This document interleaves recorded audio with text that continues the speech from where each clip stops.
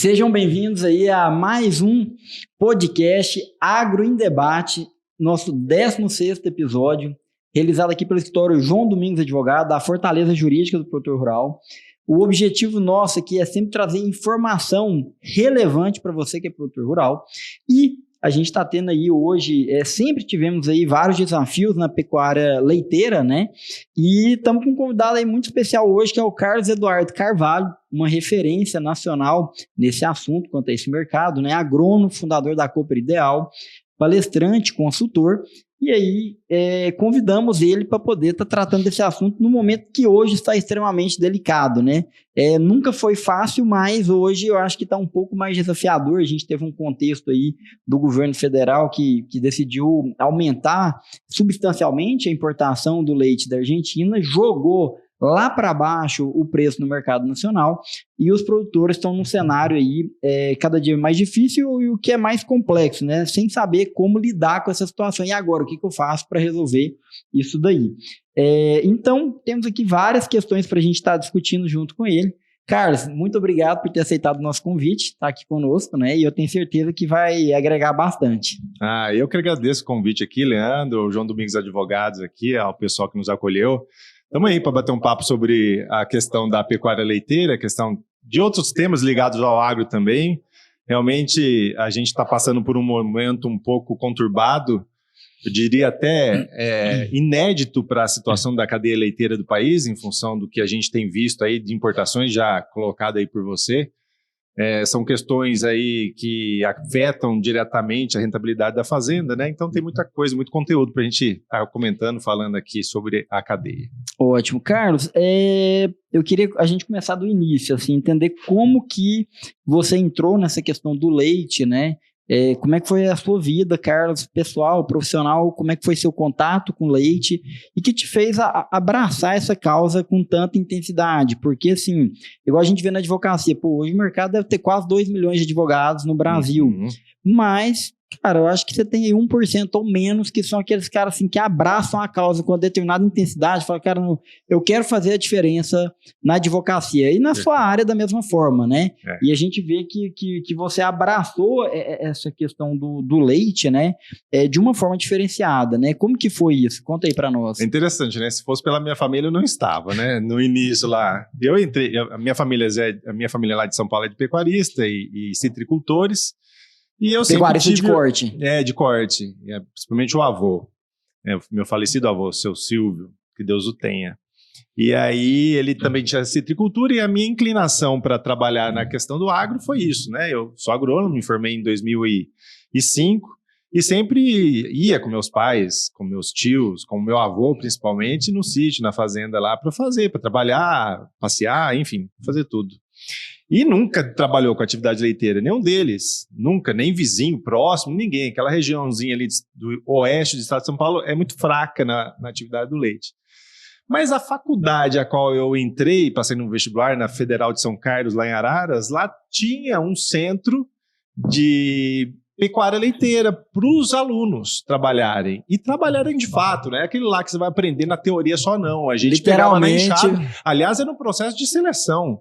Só ficava dentro do negócio quem se doasse fisicamente estivesse ali. Só para ter uma ideia, na época era uma produção de 400, 500 litros por dia. Estou falando disso em 2001, 2002. Mais de 20 anos atrás aí.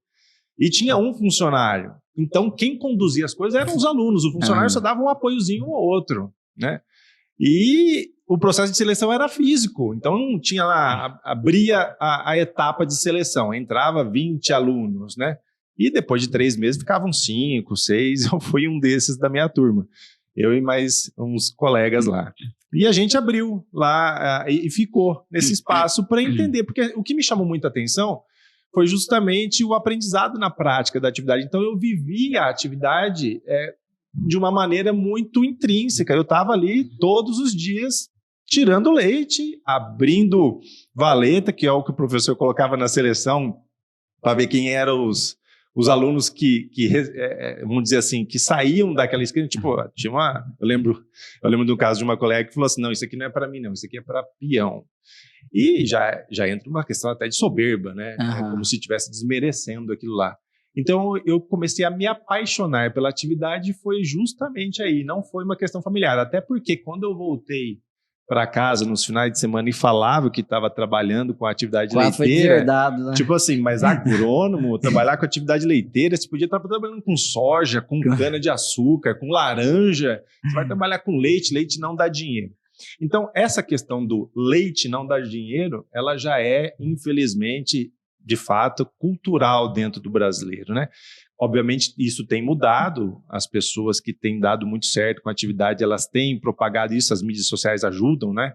A propagar a realidade que o leite pode, de fato, trazer uma transformação de renda dentro da fazenda de uma forma muito consistente, aliás, com uma competitividade muito maior do que outras culturas, a gente pode entrar nesse assunto depois, e começa a desmistificar esse conceito de que leite não dá dinheiro, até porque quando eles falavam, não, mas não são esses números que eu vejo lá que o meu professor fala, mostra o que a gente tem visitado.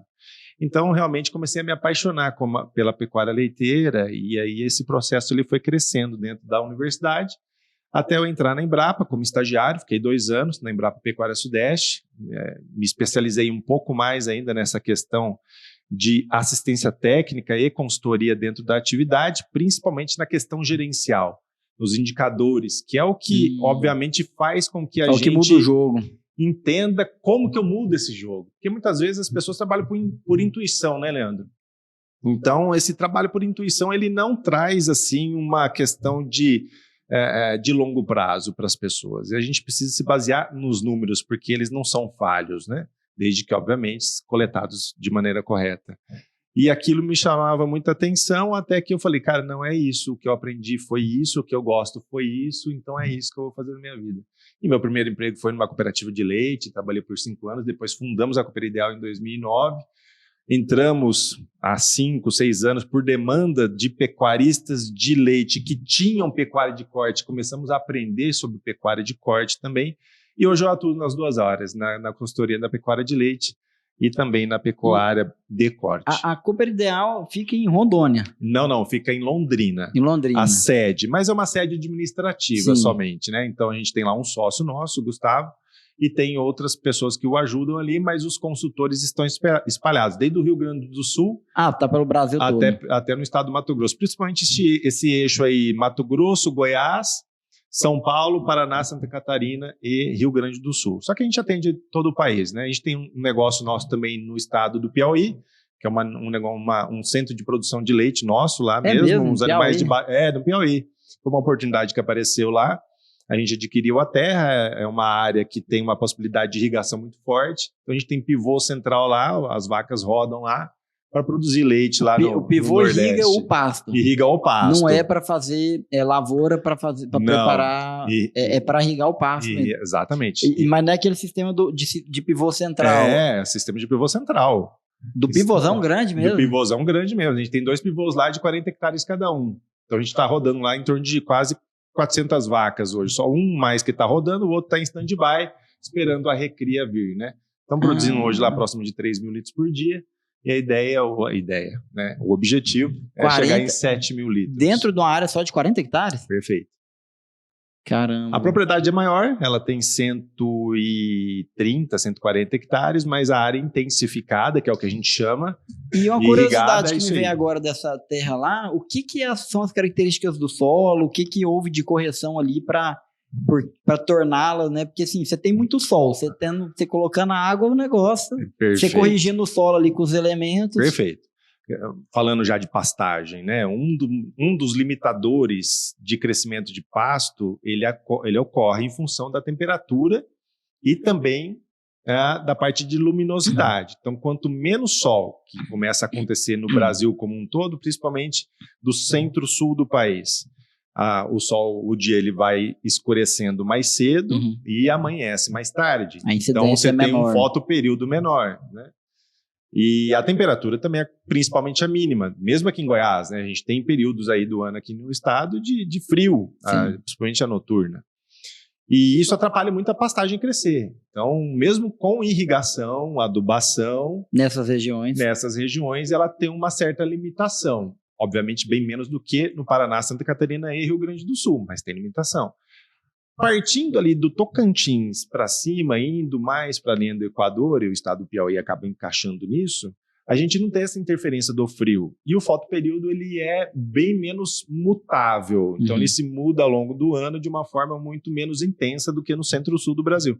Então, a gente tem lá insolação, a questão do fotoperíodo é longo o ano inteiro e a temperatura não cai. Ou seja, irrigou é pasto verde com produtividade altíssima o ano todo. O ano então, inteiro. O que nos chamou a atenção foi isso. Entendi. De produzir um sistema em que a gente tivesse uma taxa de lotação ao longo do ano elevada. E exigiu um investimento muito significativo na correção do solo? Como que foi? Exato, perfeito. A desvantagem é essa, o solo muito arenoso. Então, para quem entende um pouco, ele tinha menos de 10% de argila. Então, um solo muito arenoso, CTC baixa, que é o que a gente chama de caixa do solo para receber os nutrientes e fazer produzir. Então, a gente teve que fazer uma correção no início. A gente plantou crotalária, que é uma adubação verde lá no início, fizemos incorporação e foi calcário, os adubos químicos todos lá. Um investimento que nos dias de hoje vai te custar em torno de uns R$3.000 por hectare. Sem adubação nitrogenada, que é inclusive a mais cara, você fazendo um pasto rotacionado, né? Então, esse nível de investimento, ele só se justifica se você intensifica. Sim. Nessas horas que muito pecuarista fala que adubar não dá certo. Porque muitas vezes... E ali também a terra é mais barata, então às vezes até compensa ou não era... Com certeza, isso entra na balança. A terra foi adquirida de um preço, isso estou falando de 10 anos atrás, de um preço bem menor do que ela está hoje, ela se valorizou. Então isso justificaria, né? Justifica, mas se você olhar assim, nem tanto, porque a terra foi comprada por um valor menor do que o valor de quanto que você gastou com ela. Sem contar a irrigação. Sim, sim. Então, assim, o investimento e a correção do solo foi mais cara do que a própria terra, né? Hoje não, a terra já se valorizou e equiparou. Mas, voltando ao assunto, só justifica você intensificar uma área se você buscar níveis de produtividade elevados. Se você não tiver isso como objetivo, que seja de longo prazo, não precisa ser de curto prazo, mas se você não tiver isso como objetivo, você não consegue trazer de retorno. E é muitas dessas horas que os pecuaristas erram, porque acaba vendo uma palestra, ou acaba escutando um vendedor, ou acaba vendo ali alguma questão numa revista, ou numa televisão, ou no YouTube, de que adubar um pasto é necessário. Mas tem caminhos para perseguir isso. Você tem protocolos a seguir. Você tem que não é só chegar e jogar calcário aleatoriamente ali, tá bom. Perfeito. E aí, muitas vezes, as pessoas erram, principalmente, Leandro, quando você entra numa área grande.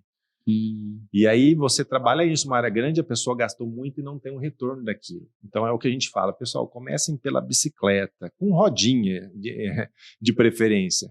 Porque a partir do momento que você faz uma área pequena e aprende a trabalhar não só o nível da adubação, mas o nível de colheita daquilo. Tem que ter uma área de aprendizado ali, de teste, aprendizado. Perfeitamente, é a escolinha. Então, é a bicicleta da escolinha. Então, aquilo ali traz para você um nível de aprendizado, um know-how que te garante aumentar a área, porque você já trabalhou 1, 2, 3, 4 anos naquela área menor. E você trabalhando aquilo, você pode, obviamente, aumentar o seu negócio com um risco muito menor de dar problema, né? O Carlos, só queria fazer um parênteses breve aqui no nosso bate-papo do que é a gente tem aqui no escritório clientes que são agricultores, pecuaristas, né, e do leite também, mas o que é o conhecimento assim, que eu tenho na área, né?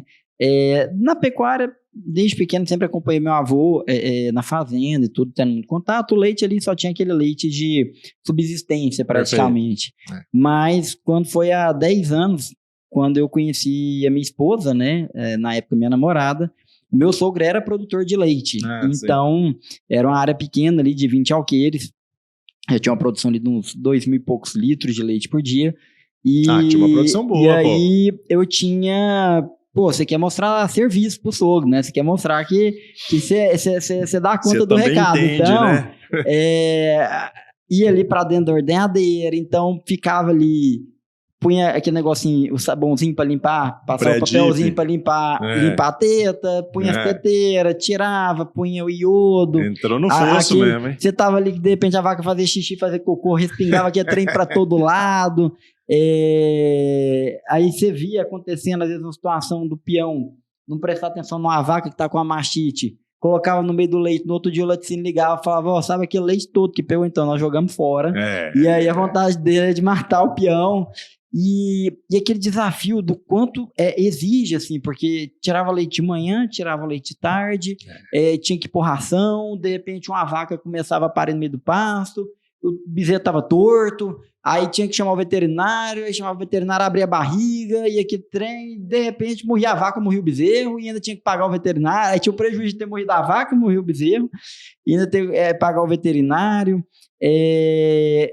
A dificuldade com o peão, porque pô, é muito difícil, assim, segunda a segunda, o cara não tem descanso, chega algum tempo ali, o cara fala, não é algum tempo, às vezes você acabou de contratar, dá uma semana, o cara fala, minha mulher não gostou, não, minha mulher não acostumou, e principalmente quando você tá perto de alguns centros urbanos, a pessoa prefere estar morando na cidade, ganhando um salário mínimo ali, pagando um aluguel, mas trabalhando, vamos dizer assim, com mais tranquilidade, né, do que tá se submetendo a uma jornada tão extenuante, né. É verdade. Quantas vezes aconteceu da gente chegar no Natal, meu sogro começava a falar, nós não vamos poder ir pra cidade pra passar o Natal com vocês, porque o peão foi embora.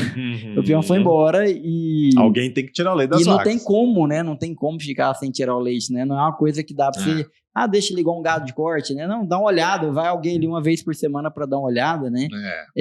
Então, e eu pude acompanhar o quanto que é desafiador, o quanto que às vezes exige de investimento, né? Mas também pude ver, assim, em momentos quando ele foi mais tecnificado, quando ele foi mais eficiente na produção, como aquilo retornou bem para ele. Em momentos que faltaram aquilo dali, como que aquilo impactou negativamente. Sem também, dúvida, né?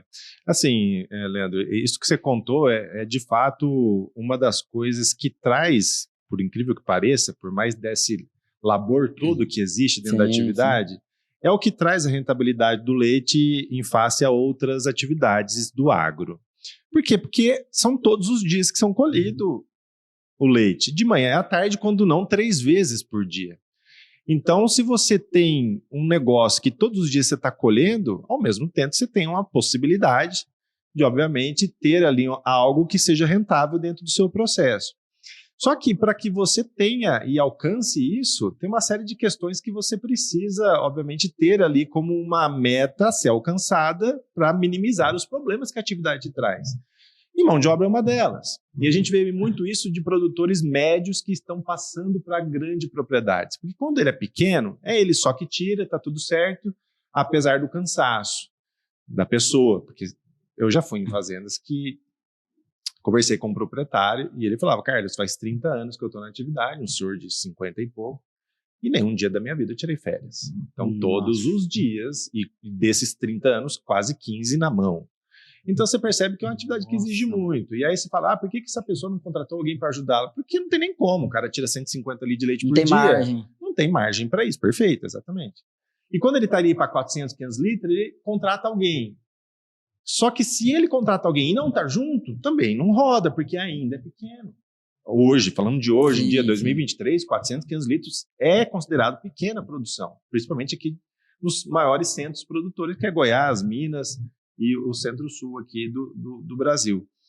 E isso exige, então, do pecuarista, que é uma das coisas que a gente pode falar bastante, dessa questão de rentabilidade da atividade e minimizar os riscos que ela traz, inclusive de preços, de volatilidade de preço, tem que buscar escala, porque se ele não busca escala de produção, ele não consegue minimizar os problemas da atividade de custo de produção, de preço de leite, de mão de obra. Você vê hoje em dia, com as legislações trabalhistas que tem, eu não posso ter uma pessoa que acorda às 4h30, 5 da manhã, que tira o leite, vai até às 9, que fique trabalhando, só pare para almoçar, retorne às 12 e toca até às 8 da noite. Meu Deus. Ele tem que ter 2 turnos.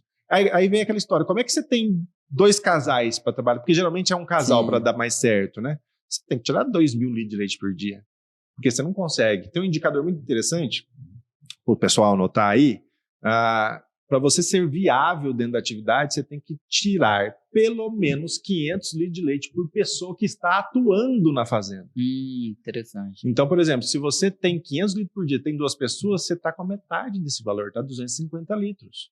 Se você tira 1.000 litros e tem ali 3 pessoas, dá 300 e poucos litros. Se você tem 2.000 litros, você tem que ter no máximo 4 pessoas. Isso é para um ponto de equilíbrio, né? Para falar que vai estar faturando. Dali para cima que a mão de obra não é um problema para você em termos de desembolso por litro de leite produzido. Dali para baixo, ela já é um problema muito sério, porque ela começa a arrochar a sua margem.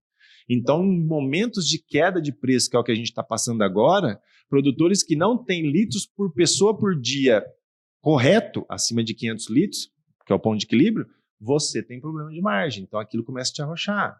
E hoje em dia, é aquela história, né? Antigamente, você conseguia com facilidade contratar uma pessoa por um salário mínimo, ela trabalhava para você ali. Sim.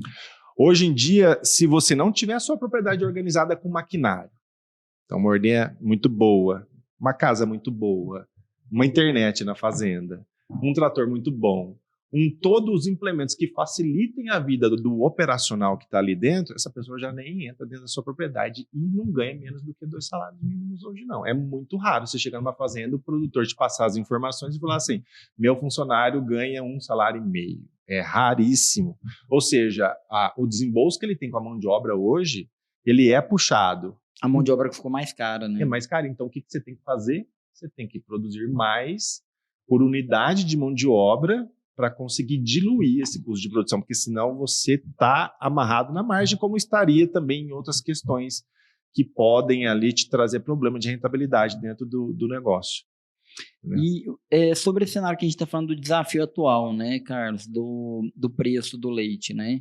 Dos últimos anos aí, do que você vem acompanhando do mercado, o governo federal já tinha tido algum movimento sobre isso, de trazer leite nessa proporção que trouxe para dentro do mercado nacional e gerando impacto como esse? Ou é algo peculiar que aconteceu agora só? Não, Leandro, então, somente para dar uma esclarecida, não é o governo em si que importa, né? Não é o governo federal em si que traz o leite. Às vezes tem algumas facilidades, né? Nesse quesito, sim. O Mercosul, ele tem um acordo com o Brasil, com o Mercosul como um todo. Então, o leite ele entrou como taxa zero. Então, pode vir leite do Uruguai, da Argentina, da Colômbia, do Paraguai, do Chile. É que a Argentina e o Uruguai são quem produz. Taxa zero. Não paga-se nada. E interessante, né? Esse dia eu estava conversando com um radialista, quase um podcast também, mas era uma entrevista lá numa rádio, lá no Mato Grosso, e a gente estava esclarecendo essas questões. Se você, produtor de leite, está ali no estado de Goiás, só que o seu leite, depois de processado, quer ser transferido para o estado de Minas, como exemplo, você paga uma taxa. Então, dentro do Brasil, paga-se uma taxa. E o leite que vem de fora não paga taxa? Então, assim, já é uma incoerência. Já é um processo muito esquisito esse daí. E um segundo ponto, que é o que eu acho que é muito problema. Quem garante que esse leite todo que está entrando aqui no Brasil, de fato, é originário do Uruguai e da Argentina? É muito difícil você ter um nível de rastreabilidade que te garanta que esse leite em pó, que é o carro-chefe que vem de fora, vem das vaquinhas. Aí ele vem em pó, ou seja, ele já vem com processamento. Vem porque se você vem in natura, o frete acaba impactando porque você está transportando água, né? Então, quando ele vem, geralmente vem em pó. Quase 95% do leite vem em pó. E aí acaba atrapalhando bastante, porque a gente não tem essa garantia. Então, é zero de importação. Então, eles não pagam nada, mas ninguém garante que vem também da Holanda, que vem da Nova Zelândia, que vem de outros países, que por intermédio desses outros entre aqui. Né? E isso é muito ruim, porque pode ser que estejam utilizando desse sistema tributário aí, dessa facilidade tributária, algo que possa encarar. E eu falo isso com muita tranquilidade, porque o ano, de fato, 2023, ele é um ano, em termos de quantidade, batendo recorde de importação. A importação até o ano passado, o pessoal falava em alguns momentos, mas ela nunca foi significativa em termos de prejudicar o produtor, impactar o mercado durante um bom tempo, como tem acontecido agora. Impactava em coisa de 0,5% a 1%. Essa é a conta. Então, quando você tinha baixa do leite ou subida do leite, a importação impactava em torno de 0,5% a 1% do seu negócio, em termos de preço. Tá? Agora não, ela está chegando aí próximo de 7%, 8%, quase 10%. Então, é muito impactante. E um segundo ponto, falando já de queda de preço, aproveitando o momento, querendo que ele está um pouco relacionado com a questão do preço dos insumos terem caído recentemente, milho e soja, né?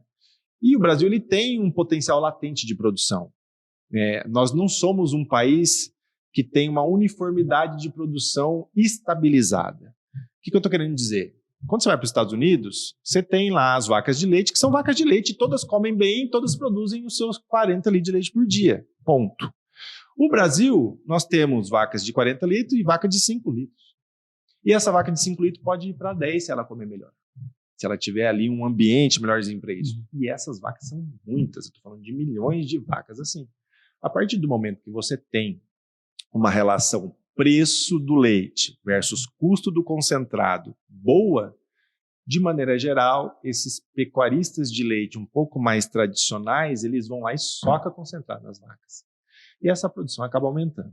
A gente não tem ainda esse dado, então isso aqui é uma intuição que eu estou colocando, sim, que vai nos trazer o IBGE no terceiro trimestre, agora de 2023, traz a informação de captação, mas não tem outro jeito, com certeza alguma coisa deve ter acontecido em termos de aumento de produção de leite no Brasil como um todo, que junto com a importação, que é realmente um problema, e sério problema, tem feito aí cair os preços, colocando uma média aí de 2,70, 2,80 para 2,10, 2,20 hoje, uma queda aí de mais de 30%, 40%. Carlos, uma questão que eu queria te perguntar, porque assim, que eu vivenciei lá do meu sogro, né, um desafio, e eu vim de outros clientes nossos, produtores de leite. Ele está aqui com... geralmente ele não tem muita opção, igual quem vende soja. O cara vende soja, ele tem 50 pessoas diferentes que ele pode vender. O produtor de leite não. Geralmente ele tem uns 3, 4 laticínios ali que está no raio de alcance que é viável economicamente ele fornecer, né? Quando tem. E aí ele tem ali aquele laticínio que ele fornece. Aí ele começa a achar ruim o preço que está pagando, porque esse mecanismo que o mercado funciona, né? Primeiro ele entrega, depois se fala quanto que vai pagar. E aí, de repente, ele começa a ouvir que não, que o outro lá está pagando melhor. E aí, quando ele muda para o outro, parece que ele mudou para o outro, o daqui começa, e aí ele fica assim, nesse jogo, né? Quando a gente tem aí a questão da soja, do boi, a gente tem mercados futuros que há mecanismos de hedge, de travamento desses preços e tal. No leite, tem alguma coisa que o produtor consegue fazer para se proteger dessa oscilação do preço? Não. No sentido de mercado futuro, infelizmente, nós não temos nenhum tipo de travamento, nenhum tipo de previsibilidade, inclusive. Você tem ali uma previsibilidade de melhora da atividade ou piora da parte mercadológica no curto prazo, coisa de 30 dias você consegue ter isso. Mas em termos de artifícios de bolsa, por exemplo, ou diretamente com laticínio, você não tem. O que tem são alguns acordos, de contratos mesmo, que através de um balizamento, o laticínio junto com esses produtores, que é raro de se ver, existe ali uma métrica a ser seguida, mas você fechar num acordo para frente é muito raro. Quando você tem preços subindo muito, você vê muito isso, porque o laticínio facilita, mas quando é em época de baixa, é difícil isso acontecer. O leite ele é problemático, né, Leandro? Por quê? Você já não vende o leite, né? Você entrega o leite. É impressionante. Não existe nada igual o leite em termos de comercialização. O produtor realmente, a gente produz também, dá consultoria nas fazendas, não sabe o que vai. Então ele não é vendedor de leite, ele está entregando o leite dele e não tem também a garantia de que vai receber isso, porque não tem nenhuma nota fiscal do leite que ele entregou hoje, no dia... que dia que é hoje? Dia 6 de outubro. Carlos, ele não negocia o preço, né, do produto que ele fornece. O cara ele tirou leite hoje de manhã e tirou ontem à tarde. Se o laticínio foi hoje à tarde, ele entregou 1.000 litros, ele não sabe o que ele vai receber por esses 1.000 litros. Então ele está entregando o leite. E chegou no final do mês, ele não vai sentar na mesa com o laticínio e falar, vamos combinar aqui quanto você vai me pagar. Não, é o que vem. Vai falar tanto porque ele é tomador. Ele é tomador de preço. Pega o pecuarista de corte. O pecuarista de corte, ele liga nos frigoríficos e fala, cara, eu tenho ali 120 boi para abater quando quer a escala e o cara já passa o preço para ele. Se não tiver interessante, claro, depois vai entrar lá no gancho e vai saber o que deu de arroba. Mas a questão do preço, ninguém coloca um boi dentro de um caminhão sem saber o que vai ganhar. O pecuarista de leite, ele coloca o leite dele dentro de um tanque do laticínio e ele não sabe o que ele vai ganhar. Carlos, e pouca gente sabe disso. E só fazer uma pergunta, eu sei que essa é a forma que o mercado sempre funcionou, né? Mas hoje, com todos os meios de informação, a rapidez com que as informações fluem, porque eu não sei como é que é a dinâmica da cadeia, né? Hoje já não seria factível que, ao menos ali no dia, talvez, já tivesse como ser informado isso. Por que tem esse mecanismo? É porque o laticínio vai depender para depois ele processar aquele leite, jogar no mercado e, às vezes, ele tem um risco até chegar ali no supermercado de ter uma mudança no preço e por isso que não informa antes. Como que é que esse é o argumento que a gente ouve por parte da indústria. Esse é o argumento. Não sabem também, eles passam para frente, eles passam a bola para frente, o problema está na frente. E eles também falam que não sabem o que recebem. Mas não sei até que ponto, né? Que isso é muito claro, muito transparente.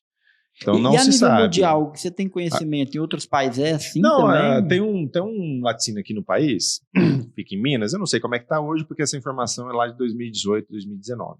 Fui lá dar uma palestra, lá em Lavras, num laticínio, e eles têm lá tinham, na época, um trabalho diferenciado nessa questão. Foram pioneiros nesse sentido. Então, no dia 1 do mês, que vai entrar, no dia 1 do mês, o produtor ele já recebe o preço base, que é o preço que já sabe, e o preço de mercado dele que ele vai entregar.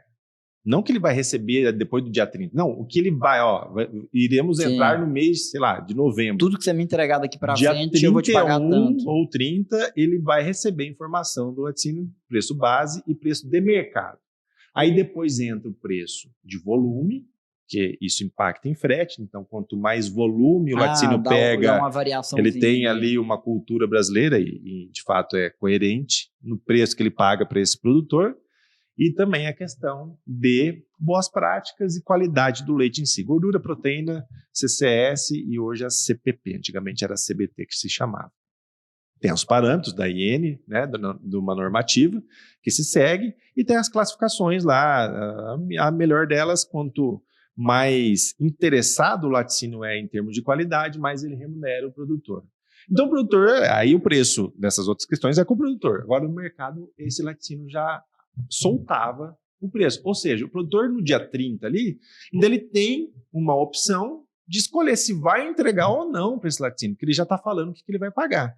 O restante da composição do preço, aí vem a qualidade e vem o volume dele, né? Eu acho que daria, sim, para trabalhar de uma forma organizada. Porém, você mudar uma cultura de um mercado... Se alguém fez, é porque é possível de fazer, exatamente. Né? Se alguém mudar você mudar uma cultura de um mercado tradicional, que é a captação de leite no país, não é fácil, porque até hoje em dia tem muitos laticínios que acabam pegando leite do produtor e te pagam no zóio. Então, não tem aquele negócio de você ter um critério, entendeu? Uhum. Por mais que eles existam, as pessoas parece que não se inclinam a fazer de uma forma interessante. Até porque, qual que é a justificativa? Se eu fizer isso, poucos meus produtores têm qualidade, eles vão mudar para quem não tem. Então, não é fácil. Porém, tem que selecionar, pô. Tem que começar a ter um nível de seleção interessante de quem está produzindo bem, com qualidade, que pode ter uma remuneração melhor, aqueles que às vezes acabam não se interessando por aquilo, ou porque acham que não vale a pena mesmo em si, não está preocupado com isso, ou de achar que tem um nível de sacanagem por parte do laticínio que vai mentir ali para ele, então ele prefere não entrar nesse jogo. Mas de qualquer forma você tem os critérios de variação existem que parâmetros históricos. Mas é porque assim, na perspectiva jurídica, o que você tem? Você tem uma relação ali entre o produtor de leite e o laticínio, não é uma relação que a gente chama no direito de relação paritária. Não são pessoas que estão no mesmo nível econômico, técnico, jurídico, né? Então, é um contrato que ele é uma relação que ele é de adesão, assim, né? E você tem partes, assim, uma parte que é dominante, né? Claramente que é dominante naquela relação contratual, outra que está na posição inferior. E aí um contrato que que a pessoa não tem como, antes dela entregar, dela cumprir com a parte dela, se estabelecer o preço, juridicamente isso não faz sentido. Não faz sentido, é algo juridicamente abusivo. Então, assim, eu acredito que no momento que a gente vive hoje, me fez pensar aqui agora que pode haver a viabilidade de uma ação judicial a nível coletivo, de âmbito nacional, desde que com a entidade que tem representatividade para isso. Inclusive, a gente está ajudando na criação agora de uma associação, que chama Associação Brasileira de Defesa do Agronegócio. Perfeito. Que ela teria legitimidade, apesar que a lei me dá um prazo aí só de 1 ano depois que eu registrar ela poder entrar com ação como essa, de se exigir isso. De se exigir o quê? Que diante dessas perspectivas jurídicas, que tivesse, cara, antes de entregar, você vai ter que dar as condições de cálculo do preço. Então, como isso você colocou, falou, olha, o preço base é esse, a gente tem mais essas condições de variação que podem haver que vai influenciar na composição, mas a base é essa. Perfeito. E aí, de antemão, a pessoa vai saber o que vai ser ou não, né? Enfim, é algo bem interessante para se pensar, porque é problemático. Essa pessoa não sabe exatamente quanto que ela vai receber. Nando, tem que evoluir. E assim, a questão da evolução, eu acho que algum dia a gente chega num patamar de excelência, até porque se caminha para isso, ou senão vira um desastre. Muita gente vai sair da atividade. Né? Justamente pelo fato de que é muito mais justo a comercialização, inclusive. Por quê? Porque a partir do momento que as pessoas vão ganhando instrução, estou falando do campo, igual você falou, a questão de não ser igualitário, isso de fato acontece com a grande maioria das propriedades. Só que, a partir do momento que vai havendo uma certa sucessão familiar, pessoas novas vão chegando, com uma instruçãozinha um pouco melhor do que às vezes o avô e o pai tinha, e vai ganhando ali um nível de empreendedorismo que faz com que ele busque coisas além da porteira para ele conseguir se manter bem na atividade, trazer uma vida digna para ele, para a esposa, para os filhos e tudo, isso aí vai tendo um nível de discernimento por parte do produtor que fala assim, não, pô, esse laticínio está fazendo aquilo que eu gostaria que fizesse, tem ali um critério de pagamento, e vou te falar, por mais que ele receba menos, ele prefere saber o que ele vai ganhar do que ele receber uma bomba ali na frente, do que ele... Porque é igual ao mercado de ações e mercado futuro. Quando o cara começa a fazer isso na pecuária de corte, não é garantia de que ele vai receber mais. Sim. Nunca foi de que ele vai ganhar mais na atividade. Até porque ele pode travar um preço lá na frente, essa arroba disparar, ele deixou de ganhar. Mas ele nunca vai tomar tinta. Justamente porque ele está se protegendo de algo. E o leite volta no mesmo assunto. Se o produtor sabe ali o que vai ganhar ou próximo daquilo, é muito melhor em termos de visibilidade, que seja no curto prazo, de 30 dias, do que ser às cegas. E para ter ainda um problema de não recebimento, que é o que já aconteceu. Quando você tem problemas de pagamento da atividade, eu já acompanhei por relatos de consultores da Federação da Agricultura que foram em audiência de laticínios que quebraram aqui no estado, e a juíza alegou de que aquele recibinho que o produtor tem na sua mão quando ele é coletado o leite dele na fazenda, aquilo não era comprovante de venda do leite. E, não sendo comprovante, não tinha como o laticínio, em algum momento, ter que bancar aquilo.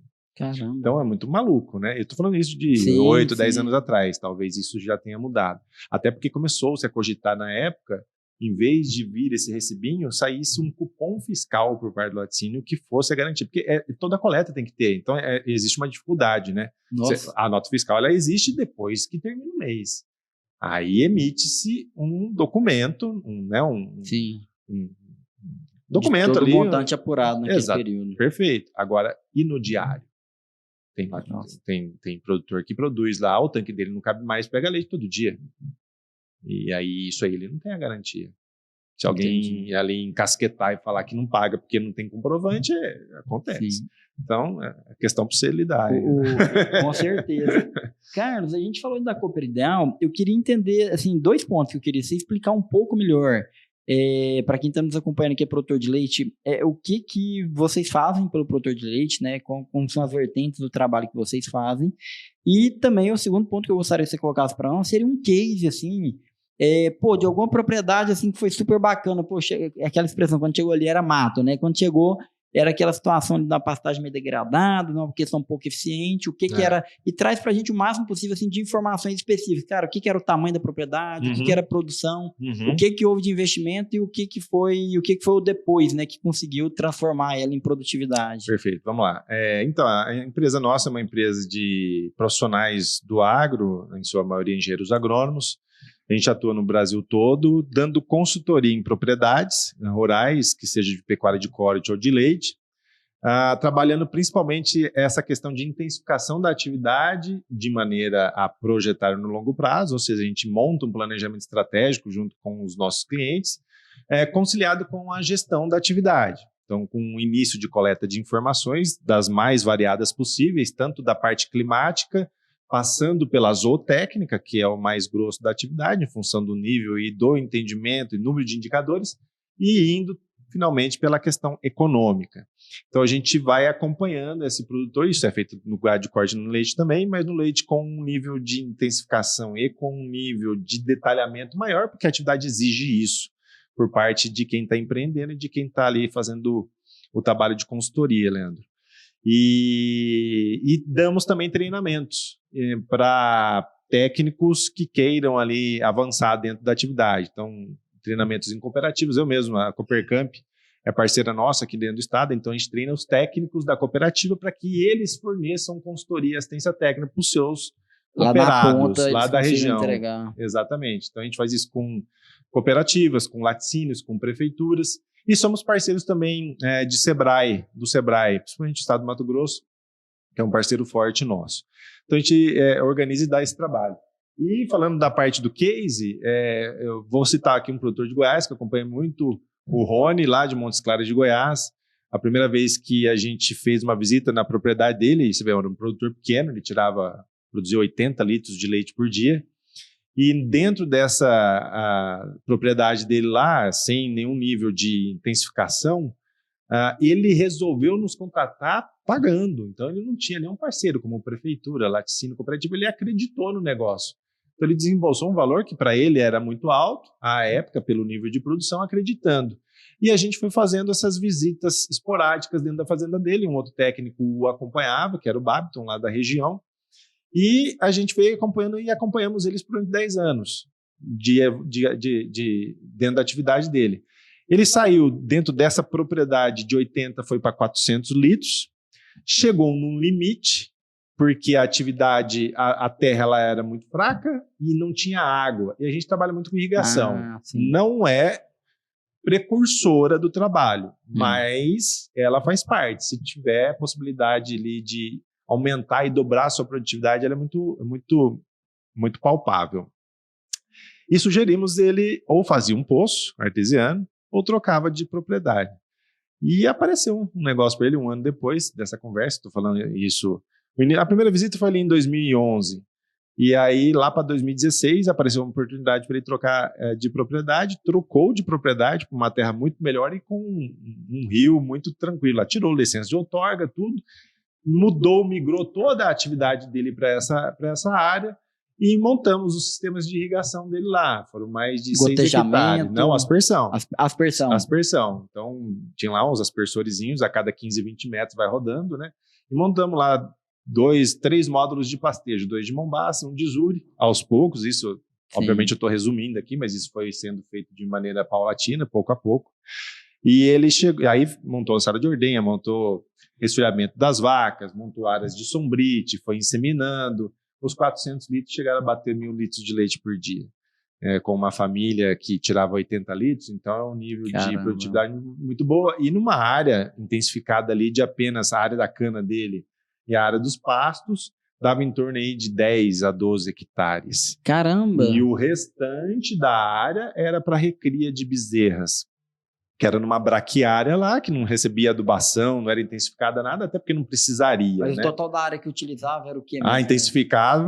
Intensificada era 10, 12 hectares, e aí mais uns 10 a 15 hectares para as bezerras, novilhas e vacas secas. Então é um nível de produtividade. 5 alqueires, juntando tudo aí, um pouco mais de 5, estourando. E o potencial para utilizar os 5 alqueires de maneira muito correta daria para produzir 2.000 litros de leite por dia.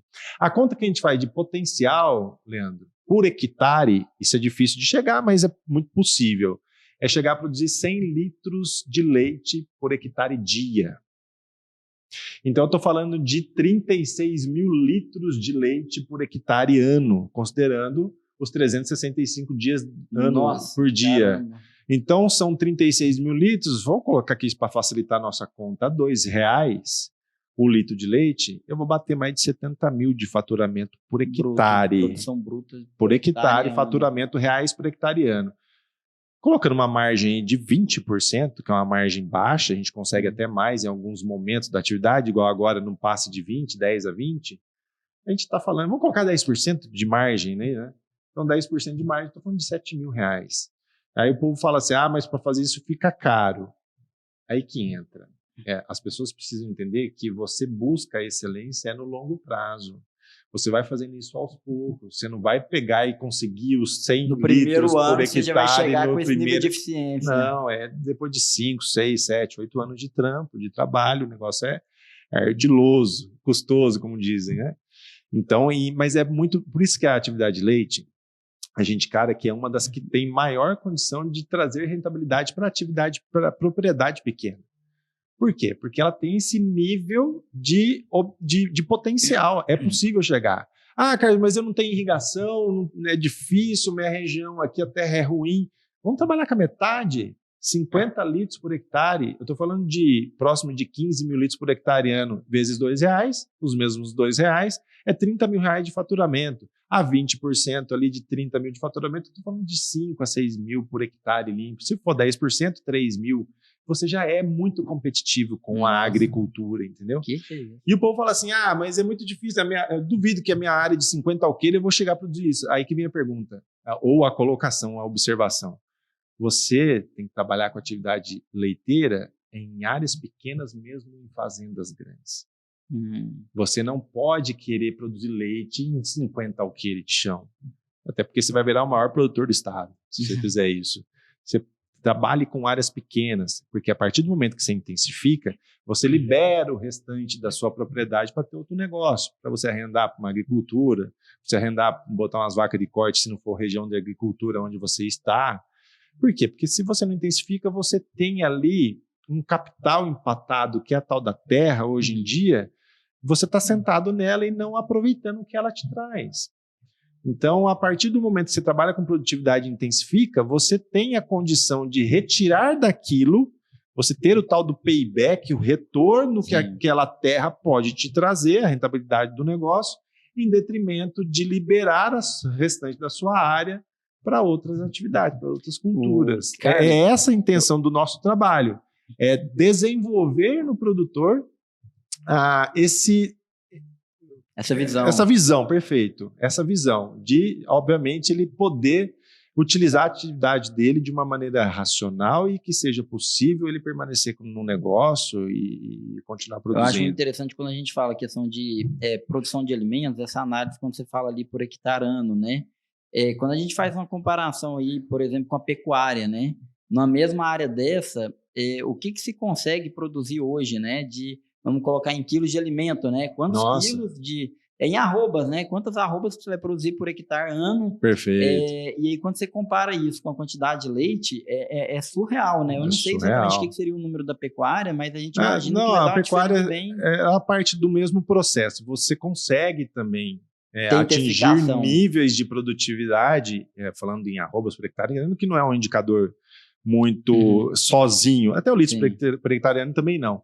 Mas quando eu coloco isso e traço um paralelo com a questão do custo de produção e você ter ali um sistema de produção que te traz um nível de margem interessante, você consegue ali ter um faturamento por hectare limpo interessante. Então, por exemplo, a atividade de corte você consegue chegar ali em 50 arrobas por hectare ano, numa área intensificada, entendeu? Então, 50 arrobas por hectare ano a 200, daria 10 mil. Tá certo? A 250 que está voltando agora, você consegue 15 mil reais ali, 12.500, né? Por hectare ano de faturamento. E lógico, é que a atividade de corte, considerando o recriador, tem a interferência da compra e da venda. Sim. E aí você tem que saber lidar com isso também. Comprar bem e vender ali bem, né? Que seja um boi terminado ou que seja um boi magro para entrar num confinamento. Agora, o período do custo da arroba produzida ali faz parte do trabalho dele dentro da fazenda. Sim. Então, a partir do momento que ele tem um nível de pastejo interessante, que ele saiba colher bem o alimento e ele tenha desempenho por parte dos animais e muito animal numa área, você consegue ter um nível de produtividade lá em cima. Pensa bem, o que é produtividade? É quantos litros de leite que eu estou produzindo ali por unidade diária. Sim. Então, litros por hectare ano. O litro vem da vaca. Então, eu tenho que ter vaca boa. Então, ponto 1. E para ter por hectare, eu tenho que ter muita vaca por hectare. Então, junto os dois fatores, taxa de lotação e produção de leite por animal, eu tenho litros por hectare ano ao longo do ano. O gado de corte, idem. Então, qual que é a produção do gado de corte? É o GMD que ele coloca ali todos os dias, o ganho médio diário. Então, eu tenho a minha engorda, que é por cabeça, e eu tenho a quantidade de animais que eu ponho por cabeça. Então, se eu tiver 10 animais por cabeça ganhando 1 quilo por dia, eu tenho uma engorda de quilos de carne por dia ali, que no final das contas me traz a arroba por hectare ano. Se eu tenho 10 animais, eu tenho outro. Então, vai depender da taxa de lotação também. E é possível dentro das duas atividades. É por isso que eu falo assim, quando você põe um leite no negócio e põe nível de produtividade similar, ele tem uma capacidade de geração de renda maior. Mas por quê? Justamente pelo fato de você colher todos os dias. Então não tem dia que você não colhe o leite. E o gado de corte tem dia que você não colhe. Então, por exemplo, o cara vendeu os bois da fazenda dele. Às vezes fica um vazio ali de 15 dias sem colocar boi de novo, 30 dias, 40 dias, 50. Sim. Às vezes tem 3 meses sem botar boi na propriedade. Não está colhendo nada ali dentro do processo. E até que põe, até que ele revende também, tem mais um prazo. Exato, perfeito. Então, assim, tem isso. Mas o interessante é, né, Leandro, o pessoal fala assim, soja, que é uma baita de uma atividade. Mas coloca um nível tecnológico na soja, põe na pecuária. Pra você ver o que acontece. Acontece a mesma coisa. Aí o pessoal fala assim, mas quebra o cara. Ué, você acha que o sojicultor também não quebra? Eu lembro de um caso que eu estava numa fazenda em Bom Jardim, aí eu estava visitando um produtor de leite. E o vizinho dele, tinham comprado a terra vizinha ali. Era um pessoal de Rio Verde, foram para Bom Jardim, isso é 2014, 2015. E, coincidentemente, o proprietário estava ali, num trator, trabalhando, abrindo a terra, melhorando, fazendo todo o preparo de solo que eles iriam plantar. Uma terra muito diferente da de Rio Verde, nem compara. A terra mais fraca, uma terra mais arenosa, não tinha a qualidade dos solos do sudoeste do estado de Goiás. E eu perguntei para ele, eu falei, e como é que é a rentabilidade no primeiro ano? Ele falou que não esperamos nada. O que nos deixa mais tranquilos, o que nos dá uma costa mais larga é o nosso negócio agricultura de Rio Verde. Aquilo lá vai nos garantir isso aqui.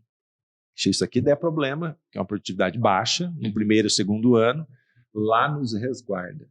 O leite, o corte é a mesma coisa.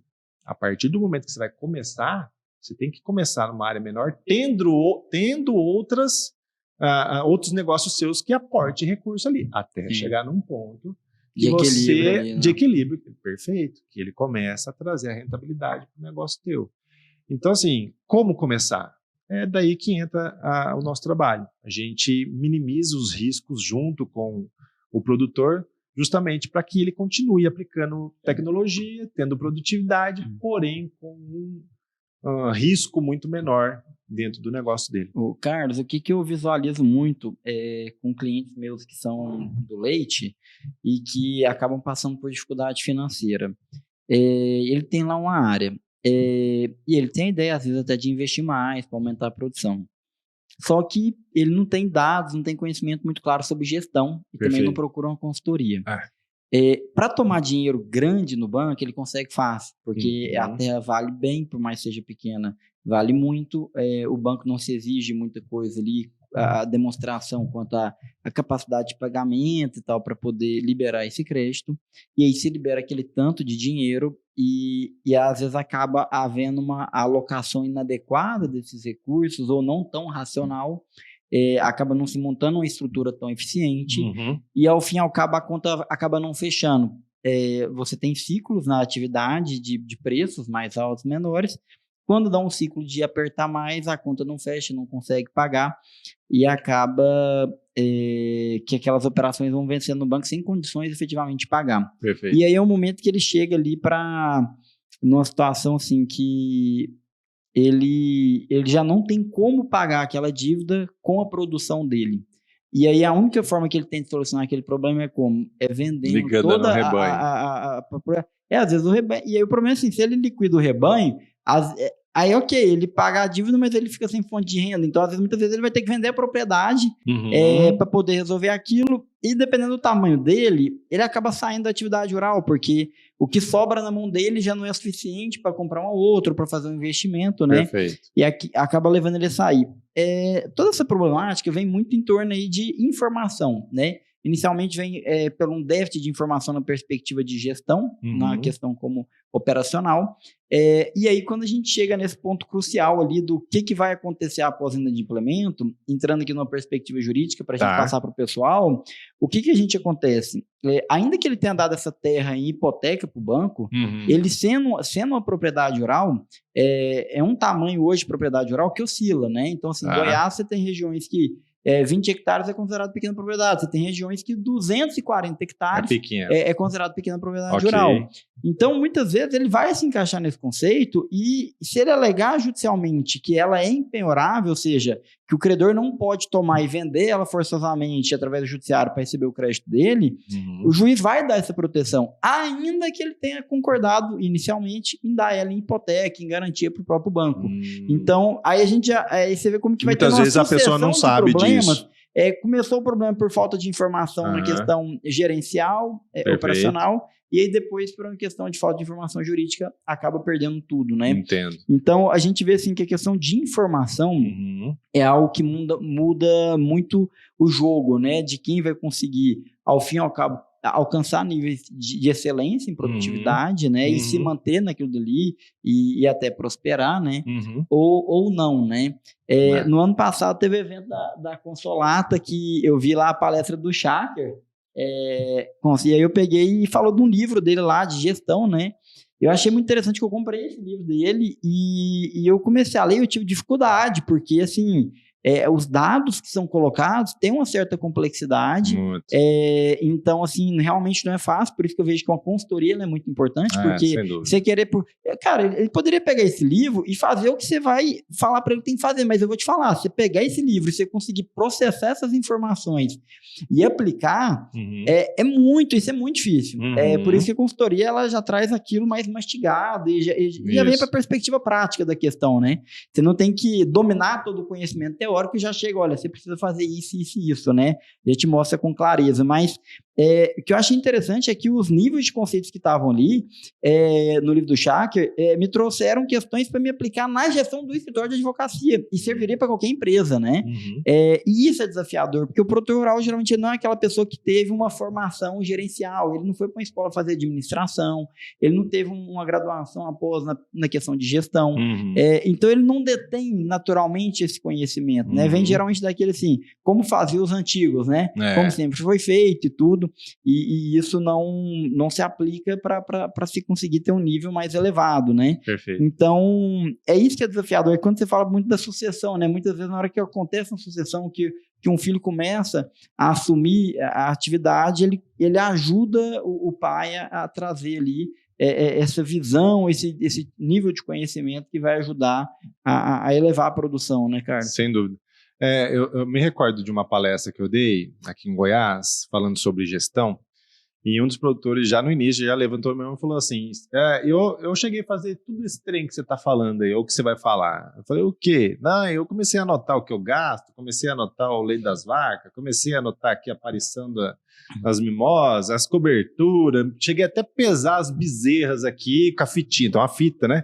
Que você passa aqui, junta na cernilha, que ela simula ter uma diferença de 5%, você não precisa de uma balança. Então, para pequeno produtor é muito interessante. E aí ele veio com uma indagação e falou assim, e eu parei de fazer todas essas anotações. Eu falei, nossa, eu tava ficando feliz. Aí você falou que tá parando de fazer anotação, pô, não devia ter parado. Eu falei assim, Carlos, mas por que eu ia continuar? Eu não sabia fazer nada com aquilo.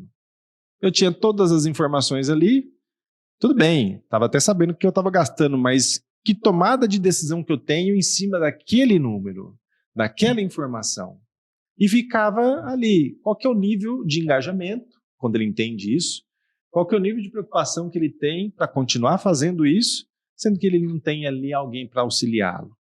É nessas horas que entra a consultoria, que entra um técnico, uma pessoa capacitada, logicamente, e uma capacitação que não parte do princípio que ele tem que entender para si, É uma capacitação que ele tem que entender e saber transmitir isso para o produtor que ele está atendendo. E aí que entra a questão da experiência. Eu, quando era novo, igual, eu chegava numa fazenda, até entendi o processo ali, mas eu não conseguia convencer um produtor de aplicar aquela tecnologia e promover a mudança que a propriedade precisava.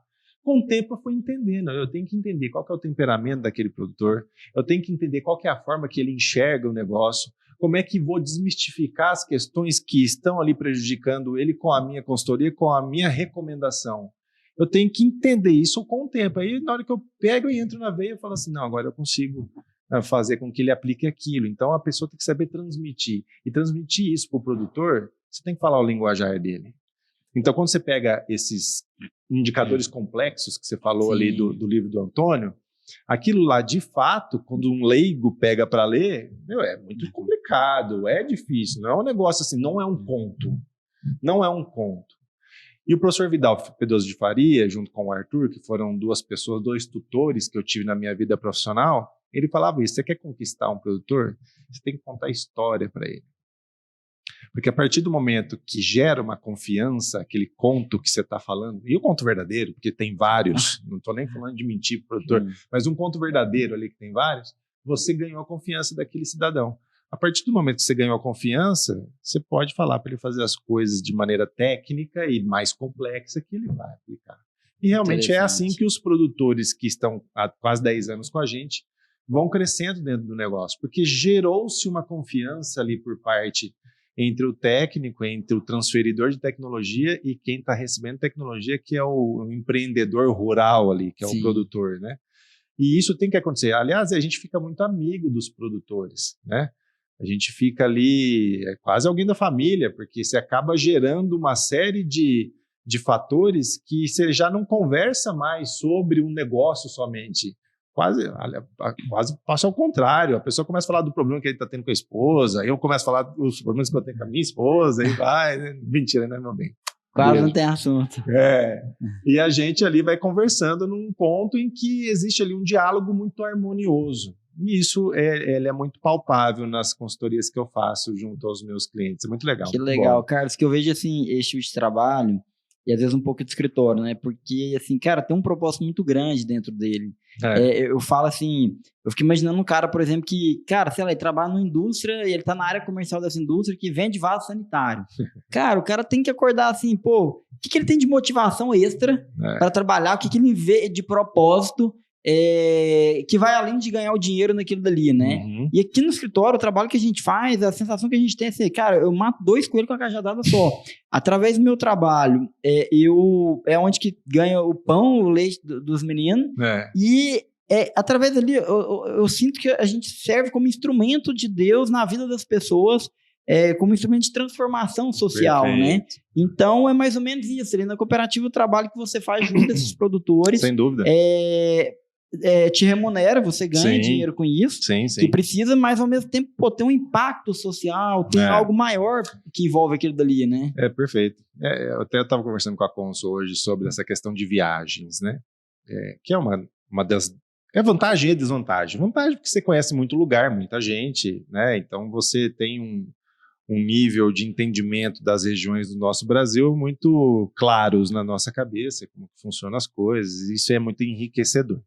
Mas ao mesmo tempo cansa. Então assim, eu não tenho uma vida dentro da minha casa.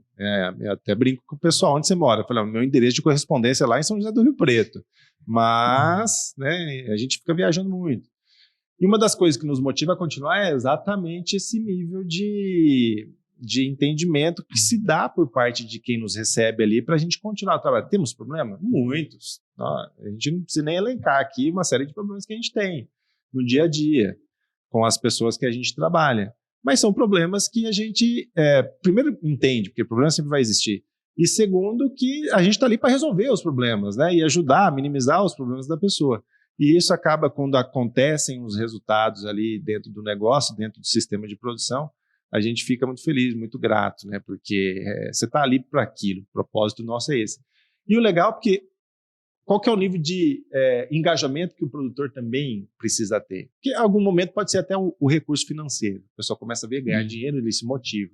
Mas se ele chega num nível de excelência, já não é mais o dinheiro que vai motivá-lo. Você percebe? Sim. O dinheiro ele acaba sendo secundário porque ele já está ganhando. Né? E ele não quer, o cara está ganhando muito, ele não precisa dobrar mais, porque às vezes não é nem isso, não é nem divino, mas ele começa a ajudar outras pessoas, ele tem a devida noção que ele está produzindo um alimento nobre, que seja a carne ou que seja o leite, né? Diz lá na Bíblia, né, os 2 alimentos que fala na Bíblia, a terra que jorra leite e mel. Então, isso é muito interessante quando a pessoa internaliza esse propósito. A partir do momento, porque assim, aquela história também, né, Leandro? As pessoas vão dar palestra em lugares e falam sobre isso. Bom, o cara que tá lá na merda, e desculpa o termo, ele não vai, ele não vai pensar em leite como propósito, alimento para os outros, ficar viajando na utopia. Agora, quando ele tá ganhando, quando ele tá ali trazendo uma remuneração para ele, para a vida dele, e ele tem a devida noção que ele tá continuando negócios do pai, do avô e assim por diante, aí sim, aí o cara tem cabeça para entender a verdadeira vocação dele como produtor rural. E aí não tem a dúvida que é muito gratificante, né? Pessoal, acabamos de finalizar aqui o nosso podcast com o nosso amigo Carlos. Foi um bate-papo muito enriquecedor. Inclusive já surgiu até a ideia aqui de ação judicial já para poder entrar, para ver se a gente consegue mudar a forma como essa cadeia está funcionando hoje. Eu fiquei até curioso, Carlos, eu vou dar uma pesquisada, tentar entender melhor como que funciona isso em outros países, como que está essa dinâmica, né? Eu acho pouco provável de ser ainda hoje esse mesmo mecanismo, principalmente em países mais avançados, é bem provável que a gente já tenha isso, porque serviria até de referência para um debate judicial mais adequado, né?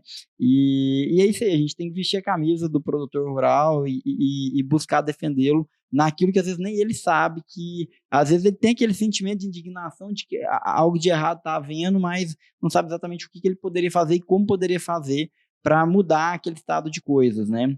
E foi uma grande honra tê-lo aqui conosco, foi muito bom.